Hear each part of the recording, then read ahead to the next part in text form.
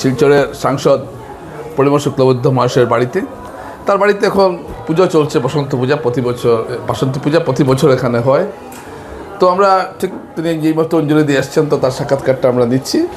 তো প্রথমে এই যে নির্বাচন আসছে, এই নির্বাচনে আপনার সংসদীয় এলাকায় যে 7টি আসন রয়েছে, এই 7টি আসনে বিজেপি এবং মিত্রজোটের ফলাফল কি হতে পারে বলে আপনি আশা করছেন? দেখুন, আজকের দিনে সবাই অবগত আছেন ভারতীয় জনতা পার্টির এক মজবুত স্থিতি আমাদের সাংগঠনিক প্রক্রিয়ায় বা সার্বিকভাবে জনমানুষে এক সুন্দর অবস্থানের মধ্যে আমরা আছি, যার জন্যে 6টা আমাদের ভারতীয় জনতা পার্টির প্রার্থী এবং মিত্রজোটের আরও একজন প্রার্থী সোনাইতে তিনি এজিপির থেকে দাঁড়িয়েছেন। আমরা খুব আশাবাদী। আপনারা কতটা বিশ্বাস করতে পারেন কি পারেন না এটা আমি বলতে পারবো না, কিন্তু আমরা খুব আশাবাদী। আমরা 7টা সিটে বিস্তর ব্যবধানে আমরা বিজয় সাব্যস্ত করব। আচ্ছা, এবার আসি, আপনি যে আসন থেকে বারে বারে জিতে আসছেন, সেই ধলাই আসন। তো ধলাই আসনে টিকিট থেকে বঞ্চিত হয়ে নির্দল হওয়ার কথা ঘোষণা করেছিলেন বিধায়ক নিহারঞ্জন দাস। তারপর দেখলাম আমরা নিহারঞ্জন দাস মনোনয়ন প্রত্যাহার করেছেন। তো এখন কি পরিস্থিতি রয়েছে আপনাদের দলের ধলাইয়ে? প্রচণ্ড ভালো পরিস্থিতি আছে। আমি বিগত 2 দিন এর মধ্যে আমি ইলেকশন ম্যানেজমেন্ট কমিটি এবং 3টা মণ্ডলের সঙ্গে আমি নিজে বৈঠক করেছি। আর মণ্ডলের সঙ্গে বসেছি এই কথা নয়, বর্ধিত সভায় আমাদের বুথ কমিটির সভাপতি, আমাদের শক্তি কেন্দ্র, আমাদের মণ্ডলের সমস্ত কার্যকর্তা, মোর্চার সমস্ত কার্যকর্তা, 3টা মণ্ডলের সঙ্গে আমি বৈঠক করেছি। আর তারা আশ্বস্ত করেছেন যে ধলাইয়ের স্বাভিমান, ধলাইয়ের মান, সম্মান, সম্ভ্রম ভারতীয় জনতা পার্টির জন্যে এই যে প্রায় 4 দশক থেকে তারা ভারতীয় জনতা পার্টিকে সমৃদ্ধ করে আসছেন, তারা অক্ষুণ্ণ রাখবেন এবং এবারের বিজয় এক রেকর্ড ভোটে আমাদের প্রার্থী ধলাই থেকে বিজয়ী হয়ে যাবে। আচ্ছা, এই যে আপনি বলছেন যে ধলাই থেকে বিজয়ী হবেন, কিন্তু নিহারঞ্জন দাস আপাতত দৃষ্টিতে যদিও দেখা যাচ্ছে যে তিনি এসছেন, কিন্তু সত্যি কি যে এতটা বিরুদ্ধে ছিল, কয়েকটা মণ্ডলকে আমরা দেখলাম নিহারঞ্জন দাসের পক্ষে ছিলেন, এখন কি সত্যি মণ্ডলরা কি দলের হয়ে কাজ করবে, না কি একটু কম মনোযোগ দিয়ে কাজ করবে, কোনটা? দেখুন, সব দলেই, যে কোনো দল বলেন, যখনই নির্বাচন হয় তখন যারা নির্বাচক মণ্ডলী বা যারা সংগঠনের সঙ্গে যুক্ত থাকেন, তাদের ফার্স্ট চয়েস, সেকেন্ড চয়েস থাকতে পারে। তো এই ক্ষেত্রে পক্ষে বিপক্ষের কথা নয়, এই ক্ষেত্রে এক ক্রম, যে কেউ বলেছেন যে ওনাকে দিলে ভালো হয়, কেউ বলেছেন ওনাকে দিলে ভালো হয়, এটা থাকবেই, ইটস অবভিয়াসলি। তো এই ক্ষেত্রে আমি মনে করি এটা কোনো ধরনের আমাদের সাংগঠনিক স্থিতি এবং জনমানসে কোনো ধরনের বিরূপ প্রতিক্রিয়ার সৃষ্টি হবে না, হচ্ছে না। এবং আমরা এক বিপুল সংখ্যক ভোটের ব্যবধানে ভারতীয় জনতা পার্টি এখান থেকে বিজয়ী হবে। কারণ যে কোনো দল যখন নির্বাচনে প্রতিদ্বন্দ্বিতা করে, তখন ব্যক্তির থেকে তার যে দল, এই দলের প্রাধান্য সবচাইতে বেশি আসে। আপনারা জানেন আজকের দিনে বিশ্বের সর্ববৃহৎ দল, রাজনৈতিক দল ভারতীয় জনতা পার্টি। আপনারা জানেন বিশ্বের সবচাইতে জনপ্রিয় নেতা শ্রদ্ধার নরেন্দ্র মোদীজি।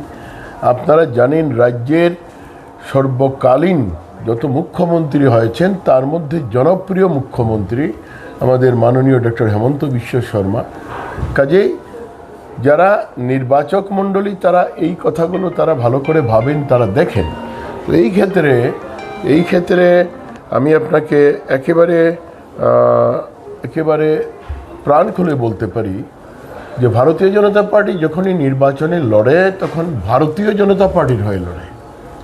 আমি আমার জীবনে আমি নির্বাচনে অংশগ্রহণ করেছি, আপনারা জানেন, এখানেও করেছি, করিমগঞ্জেও করেছি, ধলাইতেও করেছি। কাজে এই ক্ষেত্রে ভারতীয় জনতা পার্টির যারাই কর্মকর্তারা আছেন, যারা ভোটাররা আছেন, আমরা যারা ভারতীয় জনতা পার্টির প্রার্থী হই, প্রতিনিধিত্ব করি, তারা আমাদের কাছে পূজ্য এই জন্যে, আমরা তাদের পূজা করি এই জন্যে যে তারা দলকে সর্বোচ্চ স্থানে তারা রেখেছেন, রাখেন এবং রাখবেন। যার জন্য ভারতীয় জনতা পার্টির জয়ের ডঙ্কা, ভারতীয় জনতা পার্টির জয়ের যে আমরা এই যুদ্ধে যে নামি, আমরা আগের থেকেই কল্পনা করে নিতে পারি যে আমরা জয়ী হব। বিভিন্ন জায়গায় প্রার্থী নিয়ে যে বিরোধ রয়েছে, এটা কি নির্বাচনী ফলাফলে প্রভাব ফেলবে না? দেখুন, প্রার্থী নিয়ে বিরোধ তো এরকম নয় যে এটা বিরোধ, আপনি যাই বলেন, আমি প্রথমেই বলেছি এটা আপনার ভাষা হতে পারে, কিন্তু প্রার্থিত্বের জন্যে ফার্স্ট, সেকেন্ড, থার্ড চয়েস থাকতে পারে। আর বিশেষ করে এটা শুধু 26-এর নির্বাচনে হচ্ছে এরকম নয়, তার আগেও যত নির্বাচন আমরা প্রত্যক্ষ করেছি যে কোনো দলের থাকবে। এরকম নয় যে কেউ সিল মেরে এসেছে। আমি তো 7টা নির্বাচনে লড়েছি ধলাই, তো এরকম নয় যে ধলাইতে বিগত নির্বাচনে আমাকে দল বলেছে তুমি সাংসদের প্রার্থিত্ব দিতে হবে বিগত নির্বাচনে। তো ওইখানে কোনো ভারতীয় জনতা পার্টির কর্মীরা, কোনো কর্মকর্তারা কেউ তো বিরোধ করেনি, দল যা বলেছে মেনে নিয়েছে। আচ্ছা, এবার একটু আসছি আপনার একটা ইয়েতে, যে অরুণাচলে যে একটা রাজধানী এক্সপ্রেস থামানোর যে আপনি যে স্টপেজের ব্যবস্থা করেছেন, এটা কি মানে এ বিষয়ে একটু আমাদেরকে জানালে ভালো ছিল। মানে এটা কি মানে চলছে না কি বন্ধ হয়ে গেছে? এটা না, দেখুন, বন্ধ নয়, ব্যাপারটা হয়েছে অরুণাচল বা এরকম কিছু হামসফরটা বলে থামার কথা। এখানে আরও কিছু স্টেশন আছে যেগুলোতে আমাদের ওটা আপনি বোধহয় এটা করেছিলেন, দূরপাল্লার ট্রেনগুলো থামতে হয়। ব্যাপারটা এরকম যে আজকাল আপনারা যদি লক্ষ্য করেন দেখবেন যে স্বাধীনতার পরে রেলের যে অগ্রগতি মোদিজির নেতৃত্বে, আর বিশেষ করে অশ্বিনী বৈষ্ণব মহোদয় দায়িত্ব নেওয়ার পরে প্রচণ্ডভাবে সমগ্র ভারতবর্ষের সব দিকে, এটা শুধু আমাদের এই অঞ্চল নয়, সর্বত্র এক ব্যাপকভাবে ভারতীয় রেল তার যে অগ্রগতি এটা অক্ষুণ্ণ রেখেছে। এখানে বরাক উপত্যকায় ইতিপূর্বে তো আমিও, এরকম নয় যে শুধু অরুণাচলের কথা, দুর্লভ চড়ায় আজ ট্রেন যাচ্ছে, আপনারা খবর নিলে জানবেন। তার জন্য 2-3 বার করে আমি তদানীন্তন সময়ে আমি লিখেছি, যখন আমি মন্ত্রী ছিলাম। আমাদের এই যে রঙ্গিয়া এক্সপ্রেস 3-4 বার লিখেছি, মিটিং করেছি, এসছে। কিন্তু ব্যাপারটা হয়েছে অরুণাচলে বা এখানে আমাদের অন্যান্য স্টেশনগুলোতে যদি ট্রেনকে আমরা রাখতে পারি, স্থানীয় লোকেরা শুধু প্যাসেঞ্জার হিসাবে নয়, যখনই প্যাসেঞ্জার ওঠানামা করে তখন স্থানীয় যে ট্রান্সপোর্টেশন আছে, যেমন ধরুন আমরা যদি এখানে অরুণাচলের পাশে আছে নিউ হাফলং পেরিয়ে একটু সামনে এসে যদি আমরা নেমে যেতে পারি, তাহলে কি হয়, বদরপুর থেকে ঘুরে এসে শিলচর 2 ঘন্টা সময় বাঁচে, 2 ঘন্টা সময় বেঁচে যায়। আর আমরা যদি নেমে যাই তাহলে এইখানের যে অটোগুলো নিয়ে আমরা যখন শিলচরে আসবো, তখন অটো যিনি পরিচালনা করেন ওনার একটা রোজগার, আর সঙ্গে আমার 2 ঘন্টা সময় বাঁচে। তো 100 জন মানুষ যদি ওইখানে নামে, এটা কত মিনিট স্টপেজটা? দেখুন, বেশি সময় দেওয়া হয়নি, 1 মিনিট, আর 2 মিনিট করে দেওয়া হয়েছে। তো 2 মিনিট ন্যাচারালি থাকবে না, টেস্টিং এর জন্য দেওয়া হয় না, টেস্টিং এর জন্য না। এটা তো আমার কাছে মাননীয় মন্ত্রী মহোদয়ের লেখা চিঠি। আমার স্টেশন মাস্টার বলেছেন এটা আপনি করেছেন, এই জন্য আপনাকে প্রশ্নটা করা নয়, আমরা ভারতীয় জনতা পার্টি করেছি, আমাকে ভারতীয় জনতা পার্টির প্রার্থী বা আমার প্রতিনিধি হিসেবে নির্বাচিত করা হয়েছে। করার কাজ তো আমাদের দায়িত্ব, এটা কে করেছে বড় কথা নয়, কিন্তু হয়েছে। বিকল্প রেল লাইন দিয়ে আপনি কতটুকু কি করছেন? যেটা তো সার্ভে তো হয়ে গেছে। বিগত দিনে আমি অশ্বিনী বৈষ্ণব ওইখানে বার্তালাপ করেছি, আর তাতে স্পষ্ট হয়েছে কিছুদিন আগে আমাদের এখান থেকে একটা বিকল্প রাস্তা, কারণ আমাদের বর্তমান যে এক্সিস্টিং লাইনগুলো আছে, এই লাইনগুলো টানেলের মধ্যে সিঙ্গল লাইন। তো যখনই ট্রান্সপোর্টেশনের ব্যাপার থাকে, রেলেও থাকে, অ্যাভিয়েশনও থাকে, আমরা যে ট্রাফিকিং বলি, তো এইখানে গেলে একটা ট্রেনকেই পাস দিতে হবে, আরেকটা ট্রেন দাঁড়িয়ে থাকতে হবে অন্য কোনো স্টেশনে, যার জন্য আমাদের এখান থেকে গুয়াহাটি বা অন্যত্র যেতে আমাদের বিলম্ব হয়। তো এই ক্ষেত্রে একটা নতুন রেল লাইনের সার্ভে হয়েছে, আপনারা সবাই জানেন। এটা সম্পূর্ণভাবে এখান থেকে উঠে গিয়ে আমাদের পার্লামেন্টারি যে কমিটি থাকে বা রেলওয়ে বোর্ড থাকে তার কাছে পৌঁছেছে।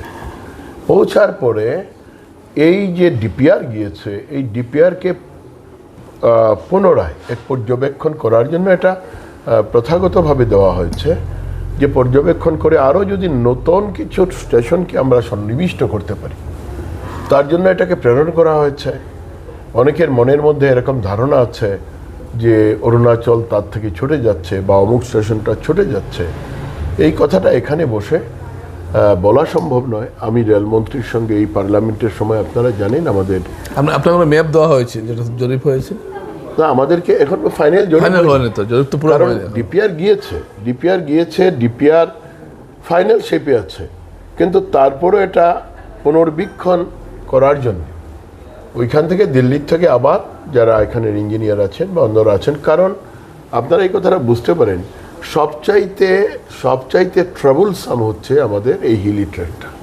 ওটা তো এখন নতুন ইয়েতে থাকছে না তো, মানে থাকছে না। কিন্তু তারপরেও এই যে হিলি ট্রেককে আমরা অ্যাভয়েড করে কোনভাবে আমরা নিতে পারি, আর শুধু নেওয়াটা বড় কথা নয়, আমরা নিয়ে যে পুরানো যে স্টেশনগুলো আছে, পুরানো স্টেশনের সঙ্গে যদি নতুনকে আপনি সংযোগ করতে না পারেন, তাহলে ওইখানে আপনার যারা প্যাসেঞ্জার যারা তারা সুবিধা পাবে না।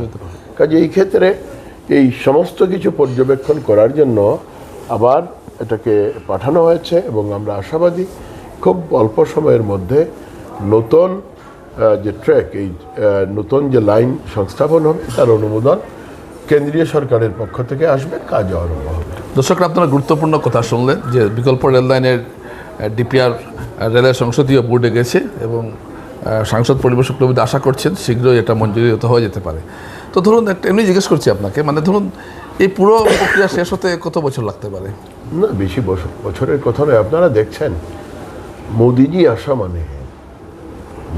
আসা মানে কংগ্রেসের জমানায় 100 বছরের কাছে 10 বছর। ওইটা বলছি না, আমি বলছি প্রকৃতির ব্যাপার তো আছে। আমি আপনাকে বলছি প্রকৃতির ব্যাপার অ্যাভয়েড করে কংগ্রেসের জমানায় আপনারা দেখেন আফটার ইন্ডিপেন্ডেন্স বিফোর 14 এটা ঠিক কথা, বিজি চলেনি। মোদিজি 14 আগে এসে বলেছিলেন যে আমি বিজি আপনাদেরকে উপহার দেব। আজকের দিনে উইদিন 1 or 2 আমরা বিজি পেয়েছি। এখানে ডাক্তারবাবু বসে আছেন। কংগ্রেসের জমানায় ম্যালেরিয়ার কুইনাইন আবিষ্কার করতে 40 বছরে লেগেছে। কোভিড-19-এ, আমি কথাটা এই জন্যে বলছি, কোভিড-19-এ বিশ্বের মানুষকে বাঁচানো হয়েছে কারণ মোদিজি আছেন, যার জন্য আমরা বলি মোদি হ্যায় তো মুমকিন হ্যায়। মোদিজি আছেন বলে ওই দিনে ইয়ার ইঞ্জেকশন আবিষ্কার হয়েছে। কাজেই আপনি যে শঙ্কায় আছেন যে কতদিন লাগবে, দিন বেশি লাগবে না। আমরা আশা করছি যে যত তাড়াতাড়ি সম্ভব মোদিজি এখান থেকে অনুমোদন পাওয়ার পর 3-4-5 বছরের মধ্যে আমাদের সম্পূর্ণ লাইন ওয়ার্কেবল হবে, এখানে রেল চলবে। তো দর্শকরা, খুব একটা পুজোর দিনে ভালো খবর শোনালেন সাংসদ, যে 4-5 বছরের মধ্যে আমাদের বিকল্প রেল লাইন পুরোপুরি চলার উপযোগী হয়ে যেতে পারে, এবং তিনিও বিষয়টাতে লেগে আছেন এবং তার প্রচেষ্টায় অরুণাচলে। তো একটা শেষ প্রশ্ন আপনাকে, যে আরেকটা বিষয় খুব দাবি উঠছে, সেটা হলো যে অরুণাচল থেকে শিলচর পর্যন্ত একটা লাইন করা, যাতে ওখান থেকে কোনো একটা আলাদা ট্রেনের শিলচর এসে যাত্রীদের সুবিধা হয়।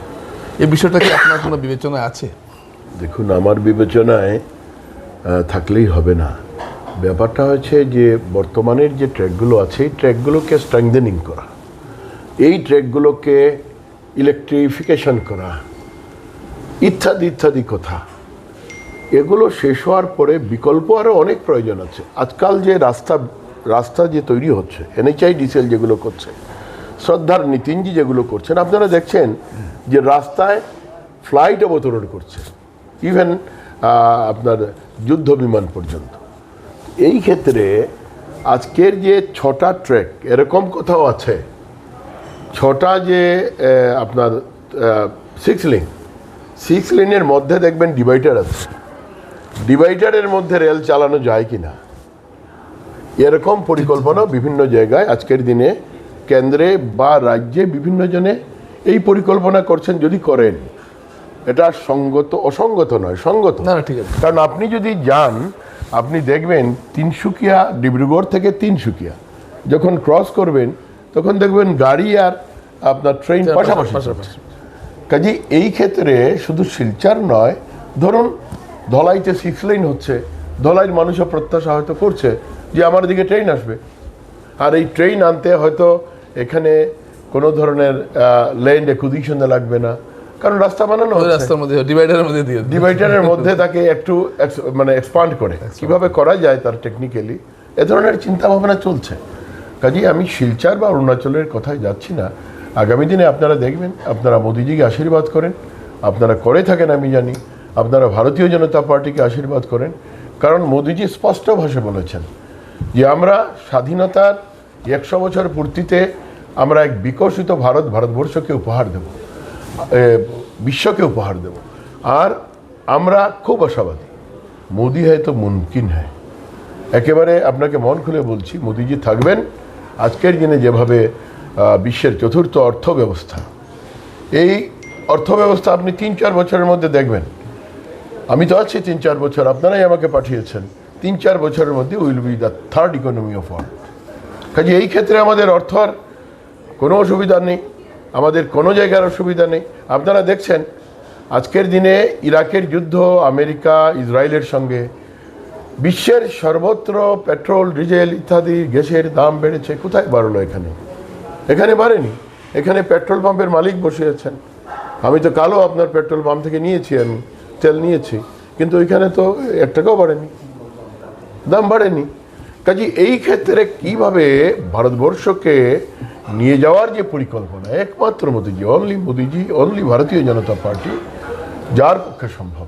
কাজে আপনার মাধ্যমেও নির্বাচন চলছে এখন, আপনার মাধ্যমেও আমাদের কাছাড়ের, আমার লোকসভার প্রত্যেক জনার্দনের কাছে করজোড়ে নিবেদন করব, ভারতীয় জনতা পার্টিকে আপনারা এগিয়ে দিন। আমরা প্রতিজ্ঞাবদ্ধ আপনাদের কাছে যে এক শ্রেষ্ঠ ভারত, এক ভারত, এক বিকশিত ভারত আপনাদেরকে আমাদের নেতৃত্ব উপহার দেবেন, এই প্রার্থনা করে আপনার শেষ প্রশ্নের জবাব শেষ করলাম। অনেক অনেক ধন্যবাদ আপনাকে।